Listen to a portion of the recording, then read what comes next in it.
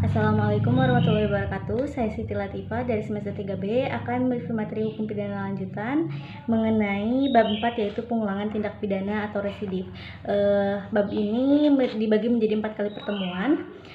Pengertian residif tersendiri yaitu seorang yang melakukan tindak pidana dan telah dijatuhi hukuman pidana dengan satu putusan atau vonis dari hakim yang telah mempunyai kekuatan hukum tetap atau inkrah, kemudian melakukan lagi suatu tindak pidana. Jadi hampir sama dengan konkursus realis, yaitu melakukan lebih dari satu tindak pidana. Pembagian pengulangan atau residif ini menjadi dua, yaitu ada residif umum dan residif khusus.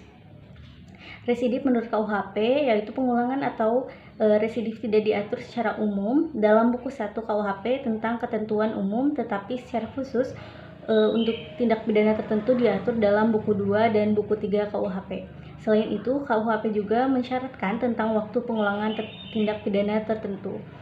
Syarat-syarat residif yang pertama, kejahatan yang diulang harus sama atau sejenis dengan kejahatan dahulu.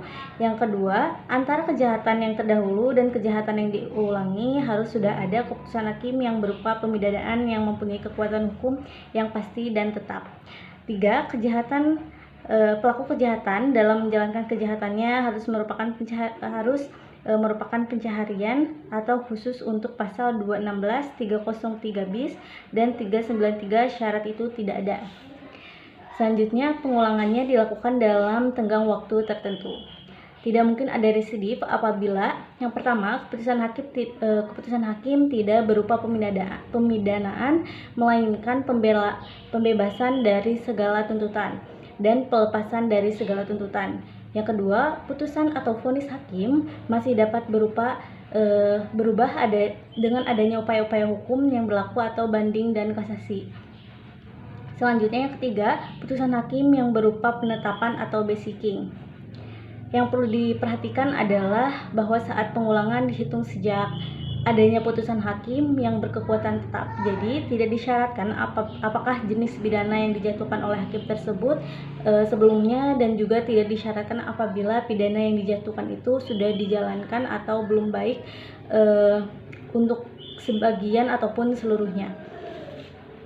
Antara kejahatan yang kemudian atau diulangi dengan kejahatan yang terdahulu atau sebelumnya harus ada putusan hakim yang berupa pemidanaan tetap, dan putusan hakim itu tidak berupa penetapan atau basicking.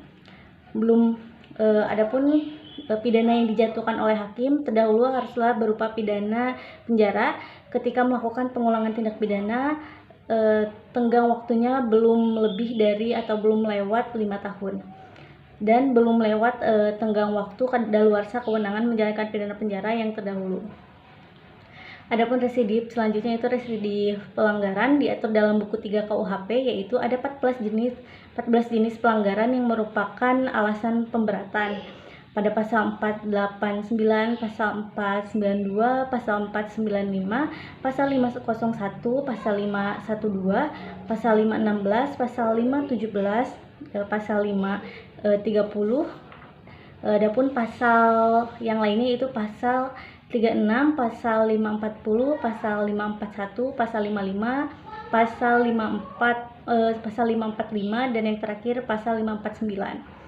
Syarat-syarat residif pelanggaran yang pertama, pelanggaran yang dilakukan harus sama atau sejenis dengan pelanggaran terdahulu. Yang kedua, harus ada putusan hakim yang berupa pemidanaan yang telah melampaui kekuatan hukum tetap untuk pelanggaran yang terdahulu. Yang ketiga, tenggang waktu pengulangan belum lewat 1 atau 2 tahun sejak adanya putusan pemidanaan yang telah mempunyai kekuatan hukum tetap, yaitu belum lewat 1 tahun, belum lewat 2 tahun untuk pelanggaran pasal-pasal 501, 512, 516, 517, dan 530 KUHP.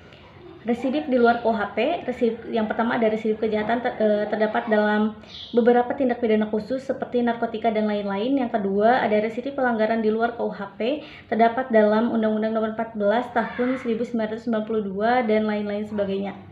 Sekian review materi dari saya mengenai bab 4 tentang residif. Wassalamualaikum warahmatullahi wabarakatuh.